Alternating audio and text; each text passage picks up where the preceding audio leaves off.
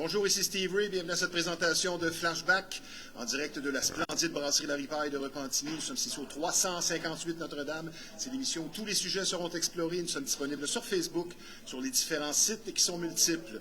Concernant notre deuxième invité aujourd'hui, malgré parfois un certain scepticisme, il y a de ces métiers qui ne laissent personne indifférent, et c'est le cas de notre chroniqueuse qui est communicatrice animalière. Elle échange donc par télépathie avec les animaux, ce qui donne des résultats fort surprenants. Et le sujet d'aujourd'hui pourra nous en apprendre plus sur nos amis les animaux, avec ce que les animaux ne nous disent pas. Donc, pour conclure l'émission avec un sujet hors de l'ordinaire, nous recevrons la sympathique Caroline Forget. Mais tout d'abord, sans plus tarder, notre premier invité, ses racines autochtones, explique son sens aiguisé pour la musique tribale, un style qu'il maîtrise avec brio, sa grande marque de commerce. DJ depuis une trentaine d'années, également producteur très prolifique, sa passion pour le métier est toujours bien présente malgré les années. Et son approche de la musique est complète et profonde au point où elle chavire parfois les émotions. Lui dont le CV professionnel est bien étoffé, il vient aujourd'hui nous partager ses expériences, ses opinions, tout en discutant de musique d'hier et d'aujourd'hui. Avec nous, un homme de musique affichant plusieurs cordes musicales à son arc, DJ Umeda Van Native. Bonjour Umeda. Comment ça va? Ça va très bien. Heureux de te recevoir. Ah oui, je suis très content aussi. C'est un compliment pour nous, l'émission Flashback, parce que tu as fait 3 heures de route et même 3h45 venant de la Beauce. Ça a bien été. Là. On est bien dans la forêt, mais des fois, il faut sortir de là un peu. Là. Un gros merci. Je pense que je peux affirmer sans détour que, beau temps, mauvais temps, ta vie tourne autour de la musique constamment. Eh oui, depuis tout jeune. Depuis tout jeune. C'est une famille de musique. Ma mère, la musique. Moins mon père, là, tu sais, mais... Plus que jamais? Non, plus que jamais. En ce moment, oui. C'est l'impression que j'ai. Oui, c'est un comeback, un genre de retour, là, dernièrement. Oui, là. Depuis, je te dirais, l'été passé, c'est un retour. 7-8 mois, disons. Oui, exactement. C'est un retour en force, je dirais aussi. Les gens qui te connaissent, et certains vont apprendre à te reconnaître grâce à l'émission, tu es vraiment prolifique au niveau des productions. Même pratiquement chaque semaine, tu sors de nouvelles tunes, comme dirait l'autre. Comment tu expliques ce côté prolifique en composition? Je l'explique, on va y aller vite fait, là. Je l'explique par le fait que j'ai été 5 ans en arrêt, mais avant ça, j'étais un gars qui commençait une track, si on veut, avec Ableton et tout ça. Puis là, aussitôt que j'accrochais, au lieu de se donner le gosse de finir la tune, ben, je mettais le dossier de côté, mets le dossier de côté, mets le dossier de côté, mets le dossier de côté. Fait que là, moi, je te dirais, à l'heure où on se parle, Stevie, j'ai environ 15 000 dossiers de côté.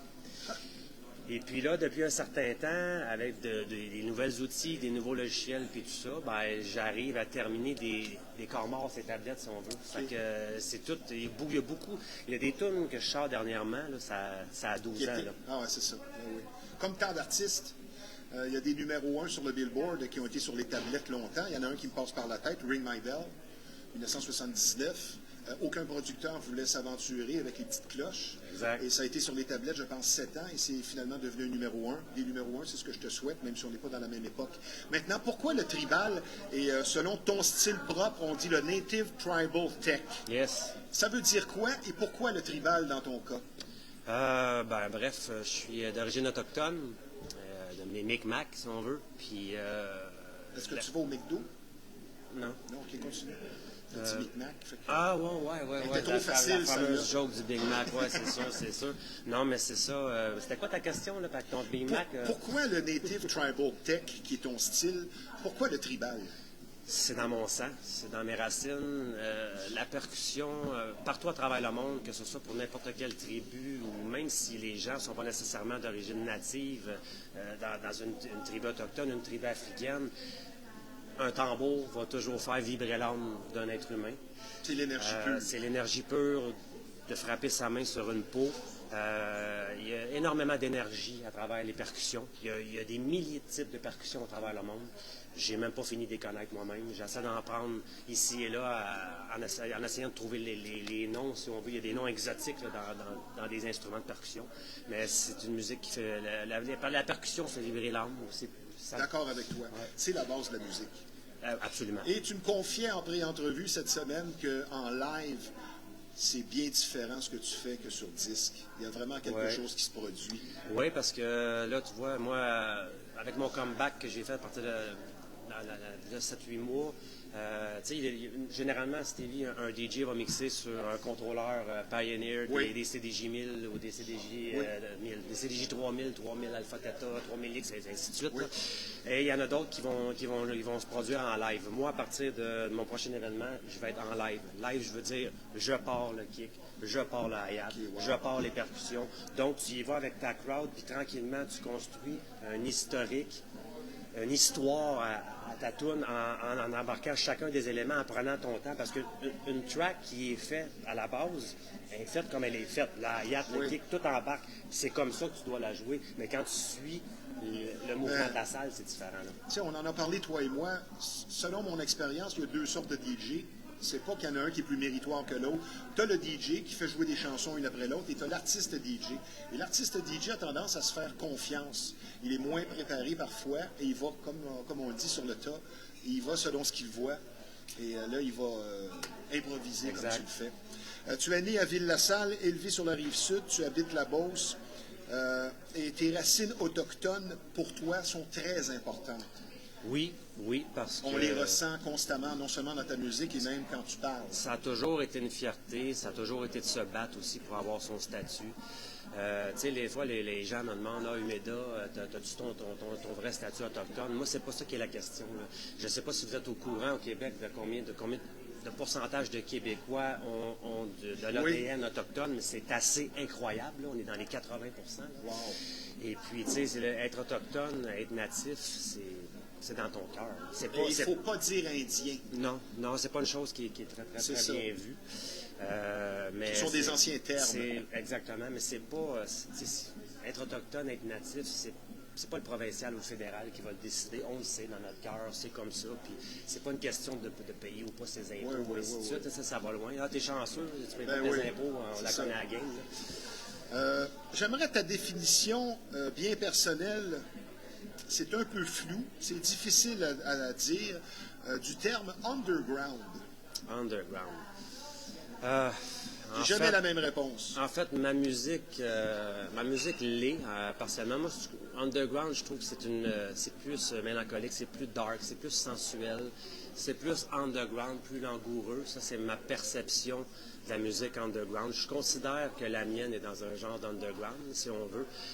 Mais moi, dans ce qui me concerne, si mon côté à moi underground, ça serait le côté dark, le côté mélancolique d'une tune. Il y a de mes compositions que je fais écouter à des gens, ils viennent les larmes aux yeux parce que j'ai fait un intro avec un beau vocal, puis après ça s'en va dans le lourd, dans le sensuel. C'est toute une question d'émotion tout le long de la tune. Mais l'underground, pour moi, c'est langoureux, dark. OK. Maintenant, un point tournant dans ta carrière et dans ta vie personnelle, la sobriété.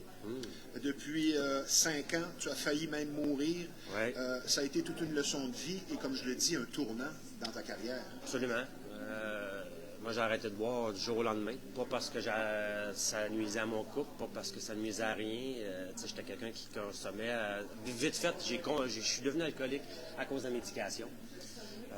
Je prenais de la médication du Vivance 50 mg à tous les jours pour le TDAH. Avec 3-4 bières, ça va bien? Oui, exactement. Fait que dans le fond, j'étais tellement high sur le médicament, si on veut faire ça, j'étais tellement high sur le médicament qu'il ne m'aidait pas en fin de compte, que je m'auto-médicamentais, puis pour relaxer le tempo, je prenais de l'alcool. Quand j'ai décidé du jour au lendemain d'arrêter le médicament de TDAH en disant je suis capable d'avancer dans la vie sans une béquille amphétamine, parce que c'est des amphétamines en vente légale, on va se le dire. Ben là, moi, j'ai continué à boire. Donc, à un moment donné, je me suis réveillé le 12 novembre 2020. Je me suis dit, c'est terminé, je ne bois plus. J'ai pris une débarque, on a arrêté de boire du jour au lendemain. C'est un énorme reset. C'est dangereux. C'est dangereux. Ça peut être dangereux dans bien des cas. J'ai été un an et demi couché, 16 heures par jour, plus capable de marcher, les jambes ne fonctionnaient plus. Et de là, j'ai arrêté la musique. J'ai été 5 ans sans produire de musique. Mais finalement, cette pause-là, peut-être t'a regargailli, a redonné de l'énergie, que peut-être que là, présentement, tu es encore plus prolifique que tu l'étais. Ah, absolument. Oui, parce que pendant 5 ans, tu sais, rentrer en studio avec un 40 onces de gin puis faire de la musique, ça se fait tout seul. il y en a, ça va être la drogue. Il y en a, Ouais, ça, ouais. tu sais, David Bowie, il s'enfermait à son époque de drogue. Il s'enfermait dans un bunker pendant 6 mois. Il a composé des chefs-d'œuvre dont il ne se rappelait même pas. Il était sur la cocaïne. Exactement, tu sais, puis tu sais, les artistes, beaucoup d'artistes, c'est des grands souffrants, puis la consommation, puis oui, en consommation, j'avais plus de facilité à produire. Il a fallu que je m'adapte, mais I'm back. I'm back. Donc, tes premiers contacts avec la musique, toi, tu as une famille de musiciens. Dans ta jeunesse, ce qui jouait chez toi, c'est du Frank Sinatra, La Bolduc, Charles Trenet. Maman. Ta mère qui chantait, je crois. Ah, ma mère, oui. Ma mère, ma grand-mère. Ma grand-mère chantait. Ma grand-mère a fait des compétitions contre, je pense, la Bolduc. Il y avait dans ce temps-là des genres de compétitions. Là. Ma grand-mère a chanté avec la Bolduc. Donc, producteur et DJ depuis une trentaine d'années. Et tes premiers contacts avec la musique électronique se fait environ à l'âge de 15 ans. Et il y a un déclic qui se fait, c'est ça? Ben, il y a eu un déclic. Tu sais, au primaire, nous autres, c'était le bon vieux rap, le Rob Bass, Toon Lock. It Takes Two. It Takes Two. Comment est-ce qu'il s'appelait? Will Smith. Après ça, tu sais, Ben oui. là, à un moment donné, il y a comme dans les années 92 en montant, là tu as eu le dance qui est arrivé. Là, j'ai accroché. Le dance, moi, j'ai adoré les années Musique 90. italienne, allemande, les meilleures années pour sortir, je pense. Culture Beat. Yes. Je pense que c'était les meilleures années, les années 90 pour sortir. Donc, depuis 2000, un CV des plus impressionnants, plusieurs événements underground, Evolution, Radar One 4 fois, Rave or Die, Love on the Beat, Apocalypse à Toronto, Gloom, je m'excuse. Ouais. À Musique Plus, Bouge de là. Ouais. Plusieurs After Hours, dont le Red Light, le MP3, le Millennium. Tu as fait Woodstock en Beauce, le club Jinxie à Montréal, le Circus, une série de 15 événements aussi à toi, le Bal des Vampires, Gloom, ça je l'ai dit, Nightmare à Toronto. Il y en a tellement. Question difficile, mais à brûle pour point comme ça qui te passe par la tête. Un de tes plus beaux moments, de tes plus beaux événements là, serait... C'est l'été passé. Ah? Ouais, c'est l'été passé Aussi proche que ça. dans un festival qui s'appelle Revive, parce que c'était mon premier événement à jeun. Ah, OK, ça a une signification. Puis de sentir la vibration, puis de dire, OK, je vais être capable de continuer ma carrière musicale à jeun. C'est bon, parce qu'il y avait un doute. Oui, puis surtout que je m'en venais mixer mes compositions. Fait que là, je m'emmenais pas avec... Intéressant. Je m'en venais pas avec du matériel qui m'appartient pas. Puis de voir le monde avoir une énergie comme ça sur ma musique, c'était très bien. Là. Bien heureux D'ailleurs, pour toi. merci à Norm et Val pour cet événement-là. Question maintenant philosophique. Selon toi, l'avenir n'est pas très prometteur concernant la musique. Est-ce que la musique était meilleure avant? Et je pense que tu vas nous parler d'intelligence artificielle. Oui, la meilleure. Est-ce que la musique était meilleure avant? Non. Est-ce qu'il va y avoir de plus en plus de producteurs de musique électronique? Oui. Est-ce que ça va être des vrais producteurs électroniques? Non. C'est ce que je pense de tout ça. Si on me parle d'un gars ça fait 35 ans qu'il produit de la musique, puis qui a eu des releases avec des labels, quand j'ai un release avec un label, c'est qu'il s'est fait signer une de ses tracks. Moi, j'ai quelques tracks de signer. Je n'ai pas des millions, mais j'ai quelques tracks de signer, mais c'était pas quelque chose qui m'attirait, ça, là. Signer des tracks, puis ça ne l'est pas plus encore, tout le monde m'achète, fait signer des tracks, mais si on regarde les producteurs, que ça fait une trentaine d'années, 35 ans qu'ils produisent, dont j'en suis un, puis que là, ils vont sortir des dossiers, puis il leur manque un vocal. Est-ce que moi, je vais me payer une chanteuse à 500-600 $, ou je vais m'en aller à 9,99 par mois. La logique. Avec un logiciel AI, puis je vais aller me sortir un vocal qui va être sur les keys, sur les octaves, parfait, comme je veux, avec le texte que je veux. Donc, tu es sceptique. Ben, je suis sceptique, c'est que Ou révolté. Oui, non, je ne suis pas révolté, parce que la nouvelle génération, ça va être des vrais producteurs, tu sais. Ils vont être capables de mettre un kick en hi-hat, une harmonie, jouer du keyboard, aller se faire un lead de bassline par lui-même, tu sais. Parce que nous autres, on avait accès à des VST, puis tu sais, mon studio, j'ai au-dessus de 500 VST, Steve. Mais aujourd'hui, on s'en revient d'abord, on l'a en AI.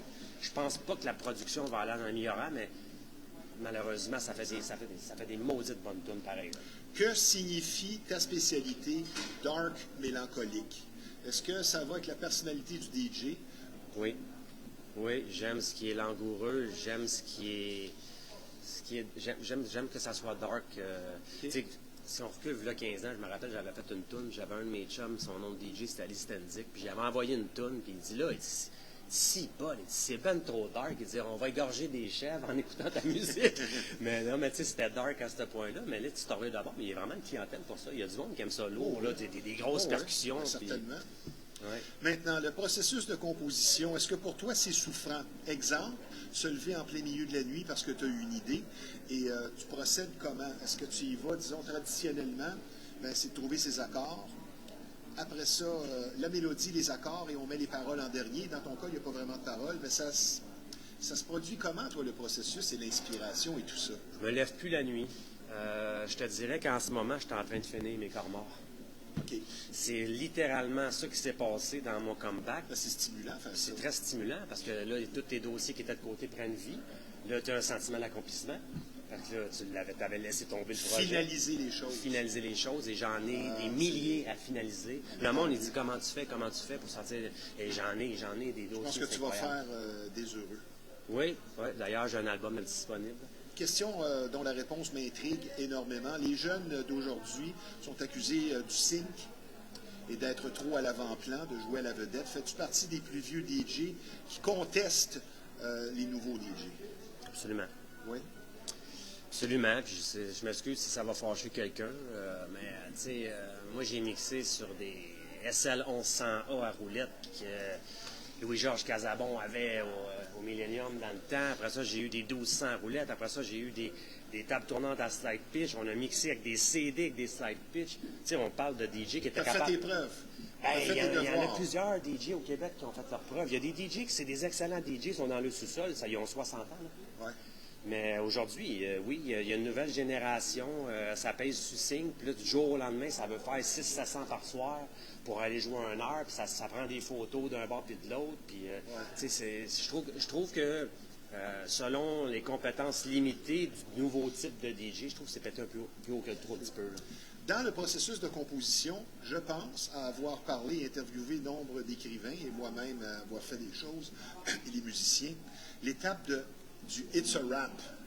OK, c'est assez. Je vais me répéter, Léonard de Vinci disait qu'une œuvre d'art n'est jamais terminée. En ce sens que l'artiste veut toujours en rajouter. Est-ce que j'en ai mis trop? Dans ton cas, à quel moment tu dis « OK, le produit brut est terminé ». Est-ce que c'est une étape compliquée pour toi? Non. Le produit est terminé quand je me recule dans ma chaise et je suis fier de ce que j'ai accompli. Okay. Je veux dire, à un moment donné, tu ne peux pas over-saturer une production. C'est une autre erreur que les producteurs, je trouve, qu'ils font. Tu es très cartésien dans ton approche aussi. Oui. Même si tu te bases sur les émotions. Oui, absolument. J'essaie d'avoir un son épuré, pas trop overcharge, pas trop de reverb. Ça, c'est une erreur. C'est les producteurs qui produisent puis qui bourrent chacune de leurs tracks de reverb. On est oversaturé. Pour l'artiste d'expérience que tu es, certains m'ont confié parfois que le monde de la radio, le monde de la musique populaire, c'est un monde fermé, un cercle fermé. Est-ce qu'il y a une certaine frustration qui t'habite de ne pas jouer à la radio, par exemple? Absolument pas. J'ai pas de frustration. Je trouve que le Québec, la scène montréalaise du Québec, depuis bien des années, c'est du me, myself and I don't care. Je trouve que il y a des clans. Hein. C'est tout le temps des petits clans. Puis, moi, juste te On dire, en parlait tantôt avant l'émission. J'ai ça. J'étais supposé jouer dans une coupe d'événements qu'on m'a cancellé 1 heure d'avance. Puis, ça, c'est pas facile. Non, c'est pas facile. Puis, je le sais pourquoi. Avec l'expérience, on vient qu'à comprendre, mais un jeune animateur, un jeune DJ qui vit des choses comme ça, des fois, c'est assez pour dire, moi, je quitte ce métier-là. C'est ça qui est triste. C'est ça. Oui, absolument. Parce que ça vient tester la passion. Exactement, mais tu sais, on parlait de signes tantôt, là. Des nouveaux DJ là, qui ont 16-17 ans, là, qui ne pèsent pas sous signe, il y en a, là. Ouais. Ils sont très bons, là. Exact. Tu sais, mais c'est un jour à la fois. Pensez pas... tu sais, il n'y a pas un DJ là, qui va se mettre millionnaire à être juste DJ. Il faut que tu fasses tes productions. Non, c'est ça. De toute façon, le but, c'est sûr qu'il faut vivre, mais le but, c'est pas de faire un coup d'argent, c'est de produire musicalement. C'est une passion, mixer. Être producteur, c'est une passion. Il faut faire de l'argent avec ça. Ça peut arriver. Là, mais produire, c'est pas facile. Non. Des événements aussi. Dernière petite question avant la pause, mon cher Umeda. Est-ce que c'est un métier DJ de contact avant le talent, finalement? Ah, moi, j'ai une expression qui me revient, Stevie. Dans la vie, c'est pas ce que tu connais. C'est qui tu connais. Ah, j'aime ce que tu dis. Je vous laisse avec ça, moi, cette petite Sur phrase-là. ces paroles sages, on va prendre une petite pause, mon cher Umeda. On est bien fiers de te recevoir ici. Merci beaucoup. Puisque je vous rappelle que vous regardez l'émission Flashback en direct de la splendide brasserie La Ripaille de Repentigny. C'est un endroit charmant, un personnel souriant, mais surtout accueillant qui vous attend ici. On vous offre d'excellentes assiettes et ce, 7 sur 7. Je vous recommande personnellement la spécialité de l'endroit, la fameuse pizza au four à bois, tout simplement inoubliable. Donc, des spectacles de qualité, une atmosphère appréciée, de tout pour tous les goûts. Nous sommes situés au 358 Notre-Dame, la brasserie La Ripaille, une institution mythique, mais surtout sympathique. Et je vous rappelle également que nous sommes présentement en conversation avec un DJ producteur de longue expérience, Umeda Van Native. Toujours autant d'activités, tant sociales que musicales, chaque week-end, spécialement cette semaine à La Ripaille de Repentigny. Et donc, cette semaine ne fait pas exception. La promesse est tenue. Plaisir et musique, comme toujours, au programme. Demain, jeudi, le 12 février, la formation officielle de La Ripaille vous attend, soit le Powerhouse Band, pour ce qui est dorénavant instauré tous les jeudis, un jam session où le public est invité à venir performer, pratiquer avec nous sur scène, donc apporter micro et instruments de musique pour l'occasion. Des musiciens d'expérience vous attendent sur place pour un plaisir musical assuré. Et bonne nouvelle, plutôt rare de nos jours, l'entrée est tout à fait gratuite. Oh, oui, c'est plutôt rare. Hein. Et vendredi 13 février, j'espère que vous n'êtes pas trop superstitieux, dès 19h, l'excellent Ced Auger sera ici dans le cadre de sa tournée provinciale. Beaucoup de musique acoustique, un répertoire vaste et coloré comme toujours. Il sera accompagné de DJ Moss, une soirée donc qui évidemment promet. Les billets sur lepointdevente.com. Partout où Ced Auger passe, il est acclamé. Faites vite, les billets s'envolent très rapidement. Puis samedi 14 février pour la Saint-Valentin, 22h, autre édition très attendue des fameux Dance Hall Addiction, le premier de l'année, un style de plus en plus populaire et en demande, et la musique sera encore une fois assurée par deux vétérans du milieu, DJ Fly High et Sweet Drop. Également, pour l'occasion, performance sur place de OTT et de Gold Biz, une production à Beat Bash Promotion et les billets sur lepointdevente.com ou tout simplement à la porte. Donc, samedi pour une Saint-Valentin savoureuse, notre Dance Hall Addiction. Par ailleurs aussi, n'oubliez pas une nouveauté de La Ripaille depuis quelques mois déjà, l'occasion parfaite pour se faire de nouveaux amis. Les dimanches dès 11h le matin, venez dîner ou déjeuner avec nous, amateurs de danse en ligne, avec de l'excellente musique pour ce type d'événement. Donc, comme vous pouvez le constater, à chaque semaine, beaucoup d'actions et de tout pour tous les goûts à la brasserie La Ripaille de Repentigny, et ce, depuis 1975. Maintenant, je vous parle d'un partenaire important de l'émission Flashback.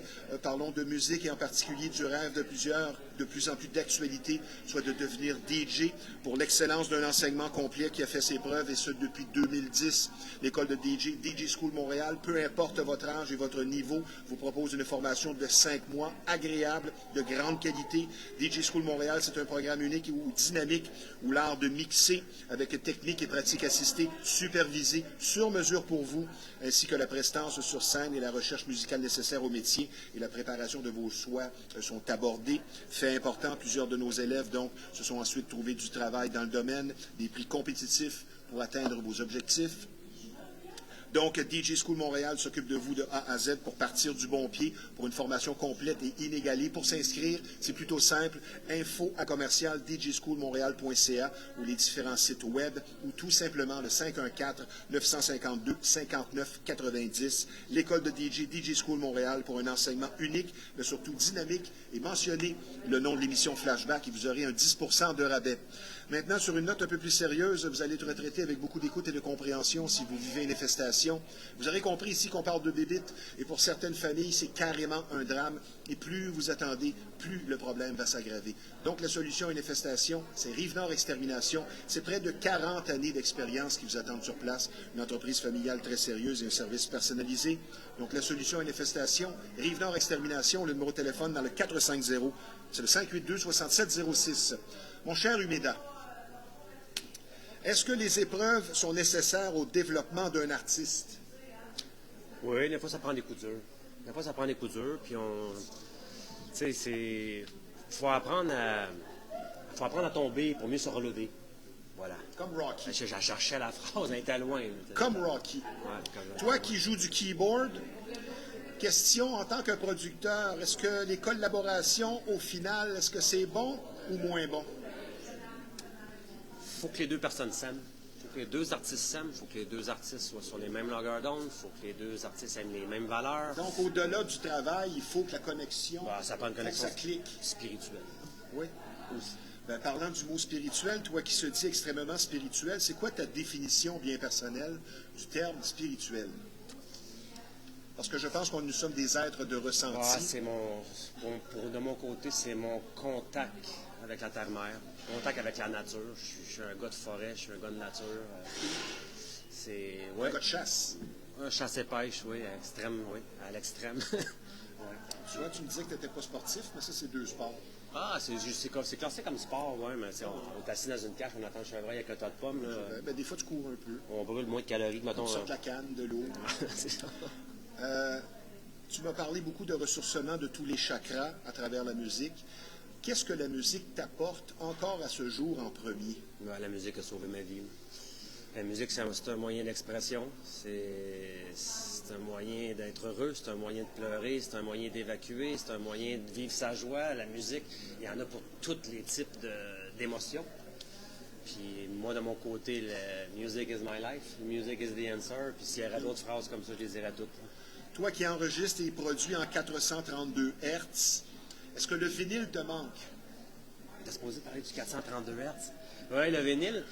Oui, le vinyle me manque parce que quand j'ai commencé à mixer, nous, on mixait sur des vinyles. On achetait des vinyles, genre chez Tabou à Montréal, des boutiques qu'il y avait. Je pense que tu as connu Tabou. J'allais beaucoup chez M&M Records des années 90. Oui, exact. Ouais, c'est ça. Puis, tu sais, dans le fond, t'achetais un vinyle, il coûtait 15,99. Tu avais la version originale d'un côté, puis de l'autre côté, tu avais toujours un remix. Puis, tu sais, ça coûtait 15,99 pour une toune. À l'époque, le monde, les DJ, on payait notre musique. Des fois plus que ça. Là. Ah oui, il y en avait jusqu'à 29. Des nouveautés. Ou des albums doubles. Qui venaient d'Europe, puis ouais, 50 $. Exact, comme l'album de Daft Punk, Homework, l'album double, 2 vinyles, 2 12 pouces, c'est qui coûtait 59. C'était une belle époque, hein? Ah oui, c'était les meilleures années Parce pour qu'on possédait la musique. Elle n'était pas virtuelle. Exact. Comme un film en VHS ou en CD. Hey, on arrivait avec des caisses de lait, là, quand oui. DJ, mettons, ici, t'arrives pas. Ça prenait un bon dos. Oui, ça prenait Surtout à 4 heures du matin. Aujourd'hui, ça te prend une bonne clé USB. C'est ça, c'est moins pesant. Exact. On va tomber maintenant pour conclure notre interview dans ce que j'appelle les questions rafales. Tu me réponds par un mot, un nom ou une phrase. Porter tous les chapeaux, évidemment, mais c'est pas facile. Est-ce que toi, tu vis 24 heures à la fois? Absolument. Moi, je vis une minute à la fois. Depuis que tu as arrêté de boire? Oui. Plus? Oui. Pourquoi c'est si difficile pour un DJ? On en connaît qui se trouvent très bons, d'autres qui s'autocritiquent trop. Pourquoi c'est si difficile de s'auto-évaluer? Moi, je pense que c'est une question d'ego, mais je ne veux pas te souffler de réponse. Pourquoi c'est difficile de s'auto-évaluer? Je pense... Je ne sais pas quoi répondre à ça. C'est s'auto-évaluer. On risque de bloquer, là, parce que, tu sais, moi, à l'âge que je suis rendu, comparativement à il y a 15 ans, je considère que je fais de la bonne musique. Okay. Ça m'a pris 15 ans. Tu sais, je veux dire... oui, mais je veux dire, tu as une forme d'humilité. Tu n'es pas en train de vouloir dire que, est-ce que je tu es au sommet. Non, je ne suis pas au sommet. Est-ce que tu as des gens qui sont DJ depuis 2 ans, puis ils vont te dire qu'ils sont... j'ai des DJ dernièrement qui m'ont dit c'est l'homme aux 1001 tonnes ou c'est trop bon, c'est un miracle cette tune-là. Puis moi, quand je l'ai faite à la base, je la jugeais correcte. Tu sais. Okay. Mais ce qui est correct pour moi, il va être un chef-d'œuvre pour un autre. Et tu as fait pleurer des gens. Oui, ça arrive. Plus on est conscient, plus on est solitaire. Parlant de spiritualité. Plus on est conscient, plus on est solitaire. Plus on est à jeun, plus on est solitaire. OK. J'aimerais que tu me dises une chanson, ou peut-être la chanson dans ton répertoire qui t'amène le plus au 7e ciel. Une de tes préférées. Une de mes productions? Oui. Y en a-tu une en particulier? Native Pride. OK. Ah, je savais que tu dirais ça. Tu m'en as parlé de cette chanson-là et je l'ai écoutée. Native Pride, ça vient me chercher des tripes. Ça me fait pleurer, ça me fait rire, ça me fait devenir mélancolique, ça me fait bourrer de joie. C'était mille et une émotions. Okay. Native Pride, c'est ma meilleure avis. Là. On va parler de musique top 40 maintenant. Moi, je suis plus de ce côté-là, même si j'apprécie beaucoup ce que tu fais. Qu'est-ce qui fait qu'un hit va perdurer et traverser les époques? Son authenticité. Ah. Au-delà de la musique. Comme pour moi, Daft Punk, Rollin' and Scratchin'. Okay. Tu as joué aujourd'hui, à partir de là, je quitte l'émission, je vais danser ça part. Okay. Ben, on ne la fera pas jouer, il reste 5 minutes. Umeda, est-ce que tu te considères et est-ce que c'est une qualité qu'on doit posséder pour faire ce que tu fais, être perfectionniste? Parce que ça peut être difficile à vivre au quotidien, ça. Pas trop, parce que ça a fait des dizaines de milliers de dossiers de côté. Là, à un moment donné, il faut, comme je dis, épurer, plus simple. Là, tu arrives, tu joues ta track, tu dis « Oh, wow, l'impact est terrible. » Puis pourtant, je me suis limité à en mettre le moins possible dedans. Là, c'est ça mon point de vue. D'où vient le talent, selon toi? Est-ce que c'est de façon innée ou c'est la pratique et le travail qui fait que quelqu'un devient talentueux? Inné. Tu l'as pas finalement. Moi, je pense que oui. Dans le dessin, dans la peinture, dans quoi que ce Ta soit. première chance de jouer ton premier break professionnellement, ça a été où? Quel nightclub? Mon premier Où tu nightclub as été payé? professionnel, Où tu as été payé, là? Ta première gig? Ray Junior à l'époque. Ok. Ray Junior avec le Evolution Red One à Québec, à Saint-Sylvestre, en fait, dans la Beauce, pas loin de chez nous. Là. Nous le savons, nous le vivons, le nightlife, les nightclubs, ça a chuté beaucoup. Il y avait 6000 clubs il n'y a pas tellement longtemps. Maintenant, il en reste 600. La clientèle a changé. Elle recherche quoi maintenant? Parce qu'on ne sort plus pour cruiser, là. Ça sera plus jamais comme dans le temps, je pense. Mais on recherche quoi aujourd'hui? Je pense qu'on est perdu. Je pense que la technologie, on est perdu. Là. Tu sais, je veux dire, dans notre temps, des années 90, on bourrait le plancher de danse, puis allumait la lumière au fusil de brassard, puis le monde, ça sortait à 4 heures moins quart. Puis ça dansait jusqu'au fond. Puis aujourd'hui, ben, le monde sont sur leur téléphone. Puis, tu sais, Guetta en a parlé dernièrement. Bob Sinclair en a parlé dernièrement. On n'aura plus jamais l'énergie du monde qui vont danser. Je ne sais pas pour le plus jamais, mais effectivement, parce qu'il faut rester optimiste, mais effectivement, ce n'est plus la même chose. Mais il va falloir que les clubs interdisent les téléphones. Tu sais, moi, je pense Il y a interdire des le endroits, téléphone. il y a no phone on the dance floor. Je pense qu'il faudrait que ça soit comme ça. Surtout les festivals. Le monde ont payé 150$, sont pendant 4 heures avec le téléphone, notre téléphone dans les airs. Tu sais. Umeda, pour un DJ, savoir lire ce qui se passe sur la piste de danse, qui est une des fonctions les plus importantes, est-ce que ça, tu l'as ou tu l'as pas, ou ça se développe? Non, je pense que ça peut se développer. Tu sais. Un DJ qui va se mettre à faire des mariages ou des événements corporatifs, si tu n'es pas capable de lire ta crowd, tu ne reviendras pas l'année d'après faire le party de commerce. Là. Tu sais, mais moi, j'ai une quarantaine de mariages de fait, comme en tant que DJ. Puis faire des mariages, c'est touché. Là. Ils se marient une fois. Là. Le couple avec qui tu fais affaire. Il y a combien de divorces sur 40? Non, alors, je ne sais pas. OK. Je vois sûrement 42. J'ai hâte de voir ta réponse en une phrase à la prochaine question. Ne pas être préparé avant une soirée. C'est sûr, on a tous une ligne directrice comme DJ. Est-ce que c'est la preuve qu'on a confiance en ses moyens ou c'est de la négligence professionnelle? Mon set à Revive l'année passée n'était pas préparé. OK. Et je Donc, n'ai on a jamais préparé un confiance en ses set. moyens. Je n'ai jamais préparé un set d'avance. Je connais mon répertoire, ma playlist, mais jamais je suis préparé d'avance. Je pense que ton statut de père de 5 enfants répond à la prochaine question. Est-ce que DJ, c'est un métier de célibataire? Non. Non, pas nécessairement, c'est un préjugé. C'est une passion qui peut devenir familiale. Okay. Mon fils de 24 ans, qui d'ailleurs est papa, tout nouvellement. Donc, tu es grand-papa? Je suis grand-papa. Ouais, la petite Dahlia. Mon fils est ingénieur de son, il a fait son cours. Il a suivi mes traces, rendu DJ, producteur aussi à 24 ans. C'est le fun, ça. Fait que non, c'est familial. De nos jours, comme on le disait précédemment, ça a beaucoup changé, le métier de DJ. Il y a une certaine aisance sur scène. On est à l'avant-plan. Toi, tu as connu que parfois le DJ était caché dans le DJ Absolument. Donc, de nos jours, ça prend une personnalité show-off nécessaire au métier. Il y en a qui l'ont. Il y en a qui vont opter pour être show-off. Il y en a qui n'ont pas de misère avec ça, à être show-off. Être show-off, on le voit par l'énergie d'une personne. Il n'y a rien là de prendre une photo de soi, puis être DJ, puis être fier. Je comprends. Mais, prends ta photo, mets-la. Tu donnes le choix des photos. Oui, c'est ça, on donne le choix des photos. Umeda, en une phrase, tu te définis comment dans ton style et tes forces à titre de DJ? À titre de DJ, moi, je me considère très bon DJ. Ton style, là, c'est sûr, dark mélancolique, mais as-tu un terme que tu pourrais employer ou deux, dire, moi, c'est ça? Native, tribal tech, si on m'engage pour Umeda avant le native, mais si je fais un mariage, en fait, de moins en moins en passant. Là. Moi, je charge 4500$ en passant pour faire un mariage. Je suis pas le moins cher, mais de loin. Mais je sais où je m'en vais. Okay. Mais puis les gens, ils veulent payer 4500$, mais ils payent 4500$, mais j'ai pas de regret. Mais tu sais, je vais être capable de mixer du Cyndi Lauper. Je veux dire, c'est ça un DJ. Là. Un DJ, c'était. Il faut que tu aies plusieurs cordes à ton arc, comme je le disais en présentation. J'ai grandi sur du Frank Sinatra. Les demandes spéciales. Est-ce que toi, c'est non, je veux rien savoir? Ah non, mais pas dans un mariage. Dans un mariage, tu dois donner des Absolument. demandes spéciales. Mais disons que tu joues en club, en nightclub ou dans un événement. Est-ce que des demandes spéciales, toi, ça t'insulte?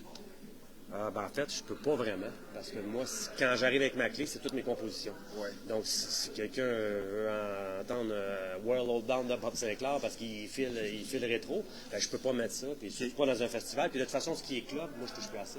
J'ai décidé, dans mon compact, de juste faire des festivals. C'est quoi le pire défaut du DJ?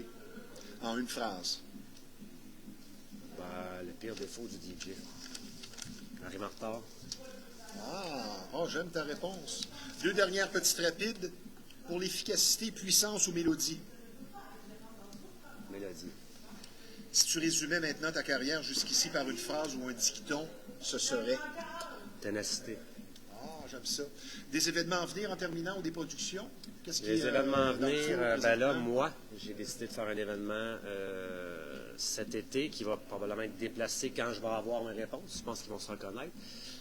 J'ai décidé de faire un événement Nativa. J'ai décidé de construire un tipi, puis faire mon événement.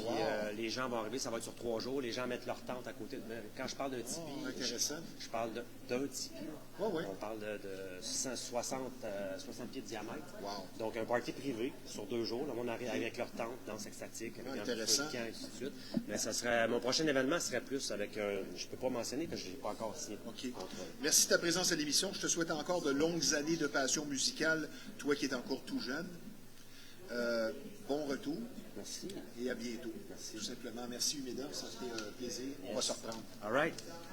Maintenant, je vous parle d'une soirée bien spéciale, un spectacle qui sera assurément haut en couleur et qui sera présenté le 18 avril prochain à Lévis, dans la région de Québec, à la salle L'Anglicane, et qui devient partenaire de l'émission Flashback, la production exclusive Nocturne Enchantée, un soir seulement, qui sera dirigée par l'excellente Élodie Alexandre, chanteuse et pianiste, professeure de musique également, d'expérience, qui sera sur scène avec son orchestre de 5 musiciens, 2 pianistes, donc une autoproduction de jazz de grande qualité, un feu roulant de reprises et de compositions pour une soirée magique dans un univers de fées enchantées avec costumes et danse, un événement rythmé à vivre à fond, d'Edith Piaf à Frank Sinatra en passant par Ella Fitzgerald, plus de 20 titres au programme.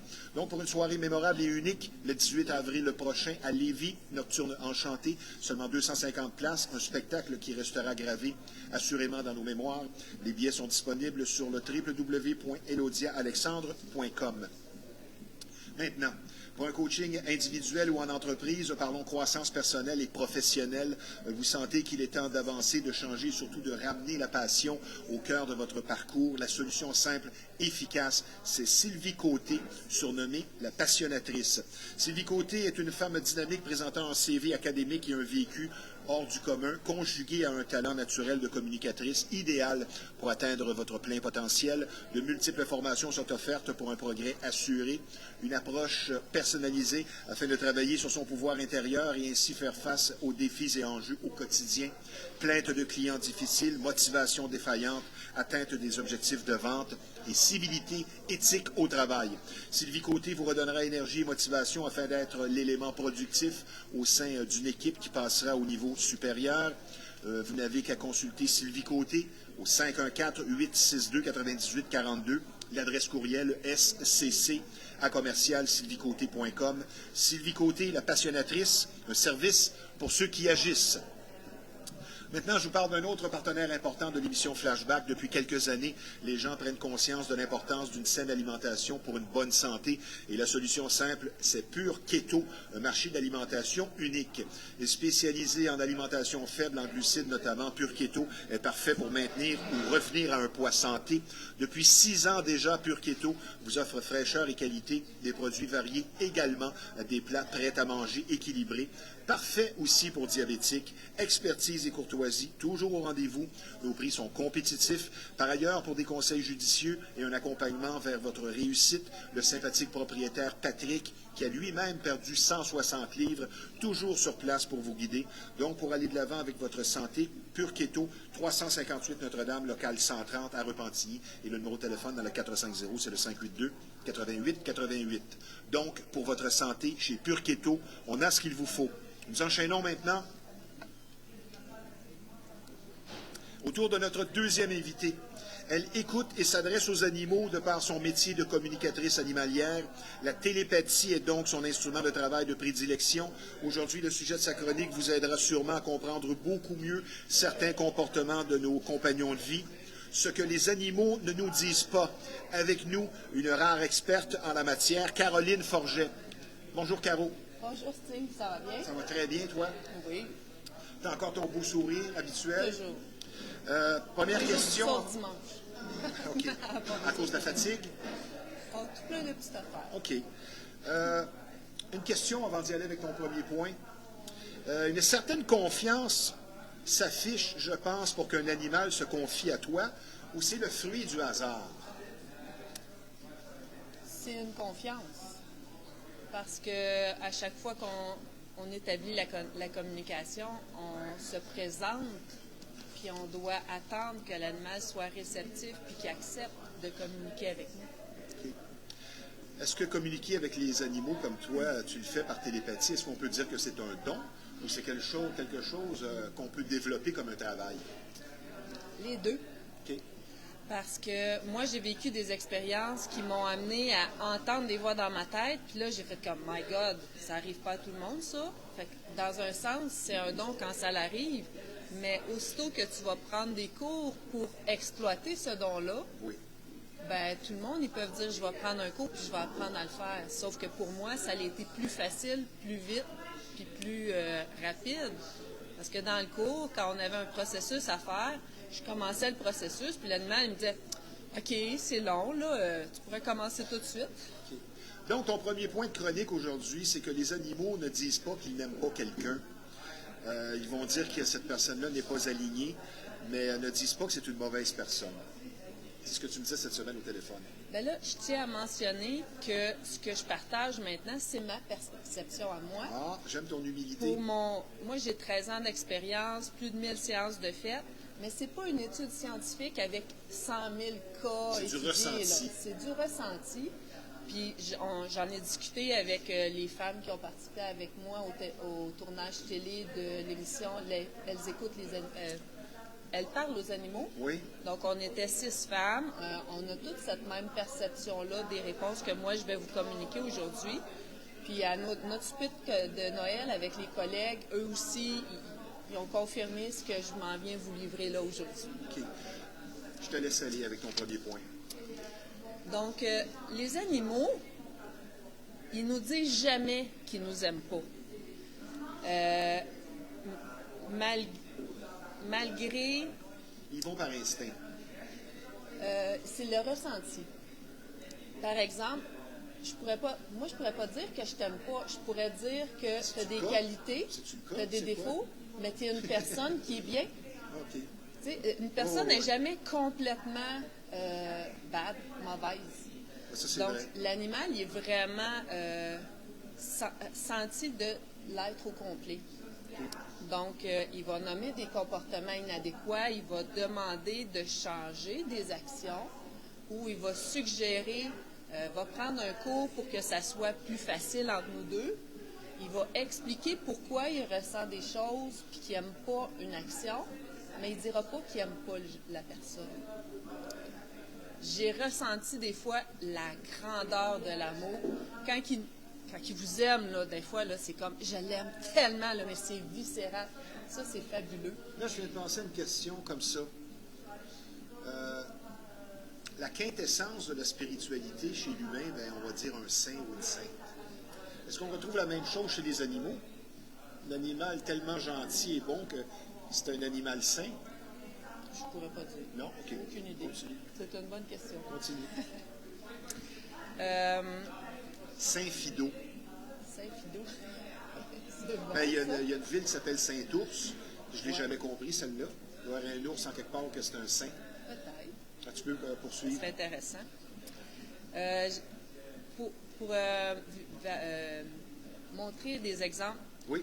on a un cheval qui faisait vraiment beaucoup d'attitude, mais avec plein de gens. Là. Son propriétaire, elle monte, ça va bien, mais il arrive quelqu'un, le cheval, il se couche les oreilles, tu sais, il bardasse, puis il écoute pas, puis il est pas fin. Il dit, voyons donc, comment ça se fait qu'elle est bitch de même avec les autres? Puis là, je demande au cheval. Elle dit, ben là, tu sais, qu'il aille au dépanneur s'acheter de la confiance, là, s'il arrive et qu'il n'a pas confiance, là, tasse-toi, là. Sa propriétaire, elle avait confiance en elle, puis ça allait bien. Mais les gens qui n'ont pas confiance, là, c'est comme... Un cheval hautain? Ah ouais, ça, j'ai vu ça. Ah wow, mais pas Anna. Non, quoi. OK. Anna, elle a un autre style. Anna, Anna qui est ton cheval. Anna, mon cheval, il y a des fois que je comprends pas ce qu'elle me dit.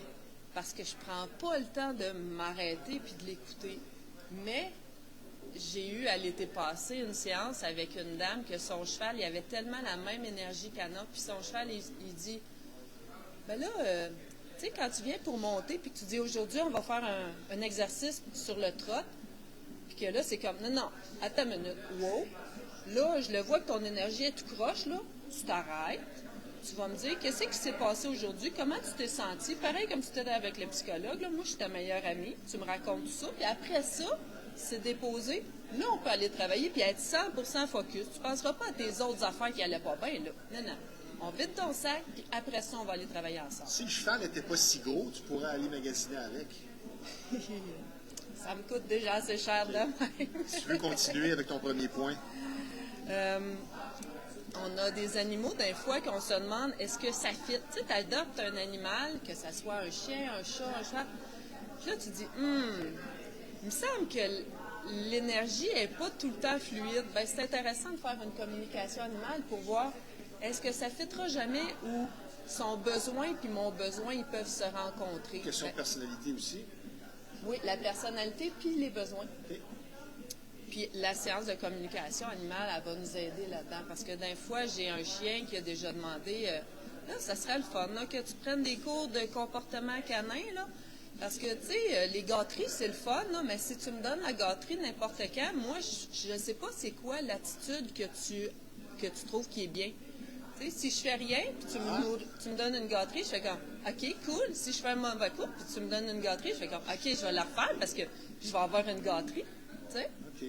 Fait que d'aller prendre des cours, ça nous permet d'avoir des demandes qui sont claires, puis que l'animal, il fait comme, ah oui, ça c'est bien, je vais le refaire, puis ça c'est pas bien, je le referai pas. Mais il dira pas, je t'aime pas. Il va dire, gars, si tu prends un cours, nous, ça va aller beaucoup mieux, puis là, je vais pouvoir te dire que je t'aime après. Mais pour l'instant, il y a un petit accrochage qu'il faudrait s'ajuster. Est-ce qu'on passe au deuxième point? Oui, monsieur. Qui est l'animal n'a jamais demandé une violence punitive. C'est ça? Ton deuxième point? Je les avais changé de place. OK. Mais Parce que faut savoir, comme tu le disais cette semaine, enseigner à l'animal des choses sans toujours le frapper. Exact. Et ça, je pense que certaines personnes l'oublient. Tu sais, souvent, quand on use de violence, c'est un manque de patience ou un manque de connaissance. Tu sais, toi puis moi, puis tout le monde, il n'y a personne qui dit « Hey, j'ai le goût d'avoir une claque. » Ben, en tout cas, en général. Ouais, fais attention à ce que tu dis. Donc, un animal, il ne voudra pas avoir de la violence. Il le demande pas. Il peut demander d'être plus ferme, d'avoir des consignes claires. Mais de manger une taloche, ça ne tente pas. Puis en même temps, tu sais, je dis ça, mais il n'y a personne qui est parfait, là. Moi aussi, quand je me fais mordre, je sac une claque.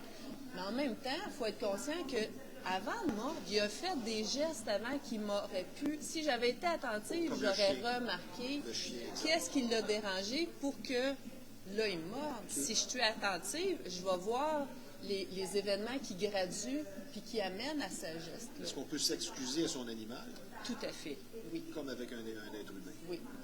C'est important de s'excuser, comme tu dis, puis c'est important aussi de s'ajuster après. Parce que c'est bien beau que je te donne une claque, je m'excuse, je te donne une claque, je m'excuse, mais à un moment donné, tu sais, il faut prendre conscience puis prendre... C'est ce qui fait aussi que parfois, dans les relations chez l'être humain, on doit utiliser le retrait et quitter, parce que c'est beau les excuses, mais ce n'est que pour mieux recommencer. Est-ce que tu communiques avec les animaux défunts? Oui. OK. Et qu'est-ce que tu fais quand tu te retrouves avec un groupe d'animaux et ils communiquent avec toi tous simultanément? Est-ce que ça arrive, ça? Ça m'est Tu pas sais plus où arrivé. donner de la tête, mettons. Là. Tu sais, c'est un petit peu comme un poste de radio que habituellement tu as un poste à la fois. OK. Des fois, il va y avoir plein d'idées qui arrivent en même temps. Là, ça se bouscule. Je fais comme, attends un peu, là, on va aller une question à la fois parce que, Ouais. tu sais, il y a comme trop d'informations. Dans ce temps-là, ben, on y va une question à la fois, puis on va livrer le ressenti un à la fois.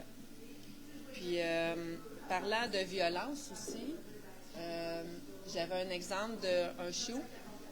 Tu sais, quand tu as un bébé chien, ben s'il fait pipi dans la maison, il faut peut-être aller voir pourquoi. C'est bien beau de dire je donne une claque puis je le chicane. Le chat, lui, il va exprimer pourquoi, qu'est-ce qu'il ne fait pas son affaire. Et c'est la raison pourquoi moi j'ai eu beaucoup de chats et pourquoi je n'ai plus de chats. C'est terminé. Premièrement, le pipi de chat, c'est fou comment ça sent mauvais. Mais le chat est un peu manipulateur. Il passe des messages parfois d'une façon un peu difficile. Et c'est non négociable, un chat. Non, c'est ça. Puis le chien, c'est lui le maître, finalement. Oui, le chat, c'est le maître. Tandis que le chien, lui, il vient nous apprendre c'est quoi l'amour inconditionnel. Puis, tu sais, si ton chien, il s'échappe à faire un pipi, ben il n'a pas fait exprès, là. Le chat, il fait exprès. Mais le chien, il fait comme, mais là, moi, si je suis capable de me retenir 3 heures, ça veut dire qu'à 2h30, il vient me sortir.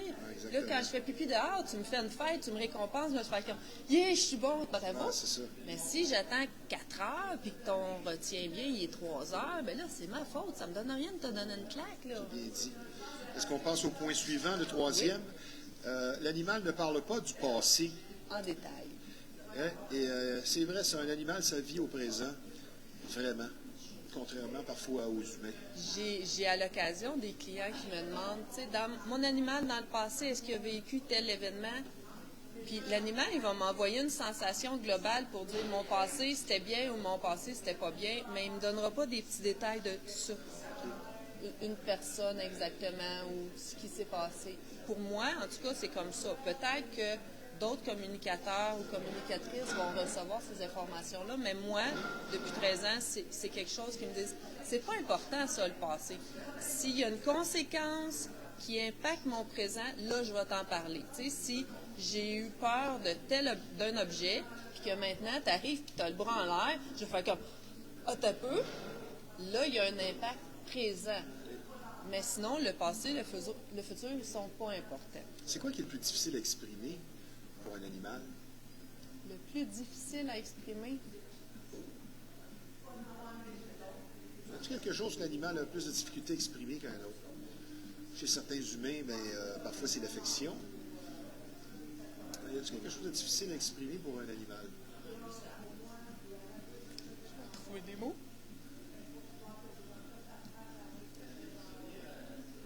Quand un animal vit justement la violence, il y a 3 façons de réagir. Soit qu'il va se battre, soit qu'il va fuir. Qui se bat, excuse-moi, il peut se battre, puis là, c'est la guerre. Il peut fuir, s'en aller, mais s'il est attaché, qu'il ne peut pas fuir, puis que lui, il choisit de ne pas se battre parce qu'il est pacifique, il se fait massacrer. Il se déconnecte, puis il reste immobile, puis il subit. Okay. Puis quand l'animal, il fait ça, puis qu'on le ressent, c'est vraiment difficile, ça. Ça arrive, puis ça fait partie de la vie. Est-ce que les relations entre animaux, c'est comparable un peu aux nôtres? Les jeux de rôle, la domination, best friend et tout ça? Oui, parce que dans nos communications, si, par exemple, vos animaux, ils peuvent donner leur impression par rapport aux gens qui les entourent puis aux autres animaux qui vivent avec eux.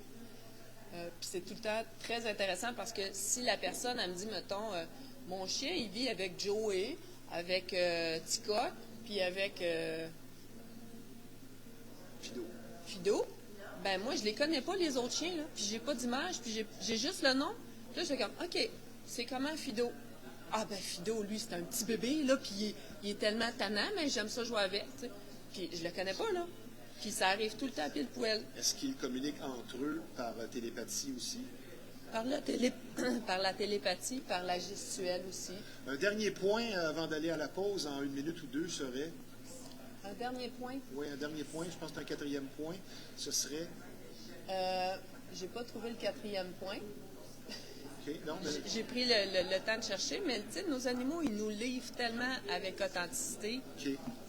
Puis, moi, le fait de communiquer avec les animaux, ça m'a réconcilié avec les humains parce que j'ai toujours été plus proche des animaux que des humains. Ah, je te comprends parfois. Quand les clients, ils m'appellent pour savoir comment que ça va avec leur animal, ben je ressens tellement leur amour pour leur humain que là, je fais comme, my God, c'est donc bien des belles personnes. Puis maintenant, je connais plein de gens qui aiment les animaux autant que moi. Fait que là, ça fait vibrer mon cœur. On va prendre une petite pause, ma chère Caroline. On va se remettre de nos émotions, puisque je vous rappelle que vous regardez l'émission Flashback en direct de l'éternelle brasserie La Ripaille de Repentigny, un bar-salle de spectacle apprécié, mais également un restaurant au service et au menu de grande qualité. Nous sommes présentement en compagnie d'une communicatrice animalière, un métier de plus en plus reconnu, Caroline Forget. L'aspect financier maintenant de la vie semble prendre de plus en plus de place et afin de vous éviter un stress quotidien inutile en rapport avec votre situation financière, pour une approche efficace et sincère, la solution, c'est Shorna Astin, experte conseillère en sécurité financière. Et ses services sont nombreux pour l'analyse de vos besoins financiers, l'amélioration du crédit, l'élimination de dettes, la planification de votre retraite, les régimes d'assurance vie. Tout ceci dans l'objectif d'une indépendance financière que vous méritez. Et les connaissances vastes en finance de Shorna vous aideront pour sûr à garder le cap ou tout simplement redresser votre situation. Donc, pour une santé financière qui sera claire et dont vous serez fier, l'excellente, dis-je bien, Shorna Astin au 438-868-6504. Je vous parle maintenant d'un endroit spécialisé dans le domaine de la mécanique et de son entretien et qui propose un rendement des plus crédibles et reconnus. L'atelier de mécanique générale Fast Tuning pour la qualité d'un service complet et exclusif, et ce à des prix compétitifs, un personnel accueillant, un service compétent, spécialisé aussi en véhicules européens.